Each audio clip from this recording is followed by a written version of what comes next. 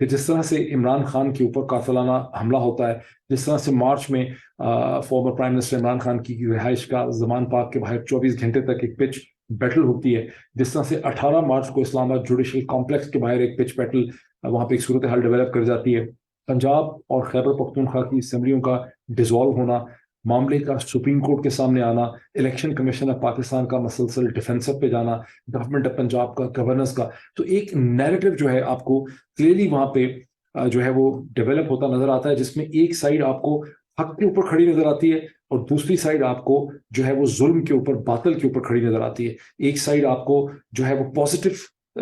Position لیتے نظر آتی ہے، دوسری سائڈ کے پاس اپنے آپ کو ڈیفینڈ کرنے کا آرگومنٹ جو ہے وہ کہیں نہیں ہوتا، اور آپ کسی کو الگ ہوتے نہیں دیکھتے، کوئی جواز نہیں ہے، کوئی وجہ نہیں ہے کسی کو تحریک انصاف سے الگ ہونے کی، کوئی ان کو فورس بھی نہیں کر سکتا۔ اب آپ دیکھیں کہ 9 مئی کے بعد کیا ہوتا ہے، تحریک انصاف کے لیڈر جو ہیں ان کو مجبور کر دیا جاتا ہے استعفوں کے لیے، اور پھر وہ آ کے اپنی کہانی پریس کانفرنس میں سناتے ہیں، وہ آپ دیکھ رہے ہیں اس کا مزید کیا کہنا۔ یہ ایک اور بھی انٹرسٹنگ چیزیں دیکھیں جس کو شاید آپ نے غور سے نہ دیکھا ہو، آرمی کی جو ویٹرنز ہیں، ویٹرنز آف پاکستان جو ہیں، وہ ڈیفینسو پہ چلے جاتے ہیں، وہ ویٹرنز آف پاکستان وچ breathing on to the establishment کہ بھائی کو حل نکالیں، یہ چیز ٹھیک نہیں ہو رہی، وہ ڈیفینسو پہ چلے جاتے ہیں۔ میں نے دیکھا ہے کہ جو ریٹائرڈ جنرل آفیسرز ہیں، سینئر جنرلز ہیں، بعض ان میں جو مسلسل ٹویٹر کے اوپر بڑے ایکٹیو تھے، مسلسل ایک فیڈ بیک دے رہے تھے کہ یہ نہیں کرنا چاہیے، یہ نہیں کرنا چاہیے، وہ خاموش ہو گئے ہیں، وہ بھی ایک طرح سے معافیاں مانگتے ہوئے آپ کو وہاں پہ جو ہے وہ نظر آ رہے ہیں۔ آرمی کے اندر جو ایک فیلنگ تھی کہ ڈسینٹ کی، جس کو فیلنگ آپ کہہ سکتے ہیں، اس کو آپ دیکھ رہے ہیں کہ جگہ جگہ کنٹونمنٹ کے اندر یا تو آرمی چیف خود جا رہے ہیں، گیرزنس کے اندر جا رہے ہیں، یا اور سینئر افسران وہاں پہ جا رہے ہیں، اور وہاں پر ایک احساس ہے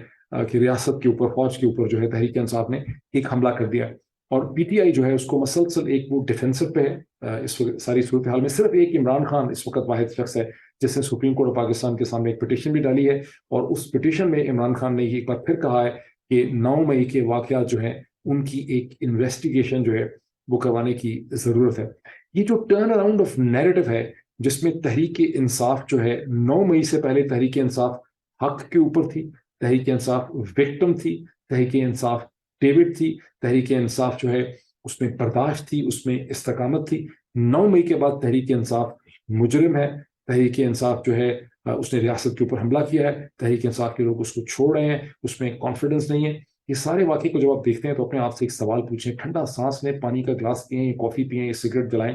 اس طرح کر کے اس کے بعد اپنے آپ سے سوال پوچھیں، کیا یہ محض ایک حادثہ ہو گیا ہے، یا ایک سائڈ کے پاس کوئی اسکرپٹ تھا، کوئی پلان تھا کہ اگر ہم بٹن یہ ٹریگر دبائیں گے، جو کہ کیا انہوں نے عمران خان کو خاص طرح سے گرفتار کر کے، جس کی بالکل ضرورت نہیں تھی۔ مقصد غالباً شاید عمران خان کی گرفتاری کا مجھے سمجھ آتی ہے ہائی گرفتاری سے زیادہ مقصد یہ تھا کہ یہ والے حالات پیدا کیے جائیں جس کے نتیجے میں 9 میں ہوا، بیکاز اس نیریٹو کو ٹرن اراؤنڈ کرنا نظام کی، پی ڈی ایم کی شدید ضرورت تھی۔ ابھی آپ دیکھ رہے ہیں کہ وہ پورا نیریٹو جو ہے وہ ٹرن اراؤنڈ کر لیا۔ اب آپ اس میں کیا کر سکتے ہیں؟ آپ سوچ رہے ہوں گے یہی ہمیں پہلے پتا تھا، ہم اس میں کیا کر سکتے ہیں؟ دیکھیں، آپ اس میں بڑی کنٹریبیوشن کر سکتے ہیں۔ آپ کو خود سے اس کا انالیسس کرنے کی ضرورت ہے۔ میرے اوپر، عمران خان کے اوپر، کسی اور پر ٹرسٹ نہ کریں، خود سے اس کا انالیسس کریں، کوشچنز ریز کریں، اور یہ مطالبہ کریں۔ آپ دنیا میں جہاں کہیں ہیں، جہاں کہیں آپ کو بات کرنے کا موقع ملتا ہے، یہ مطالبہ کریں کہ 9 مئی کے جو واقعات ہیں اس کی ایک بڑی ٹرانسپیرنٹ، شفاف انویسٹیگیشن کی ضرورت ہے۔ جب تک اس کی انویسٹیگیشن نہیں ہوتی، ہمارے ذہن میں اس کے حوالے سے بڑے شکوک رہتے ہیں کہ یہ ہوا کیسے، کیونکہ یہاں پر میری 2 پینس انالیسس جو مسلسل ہے کہ یہ سارا جو کچھ ہوا، یہ نیریٹو کو چینج کرنے کے لیے ہوا، بیکاز نیریٹو بڑا امپورٹنٹ ہے۔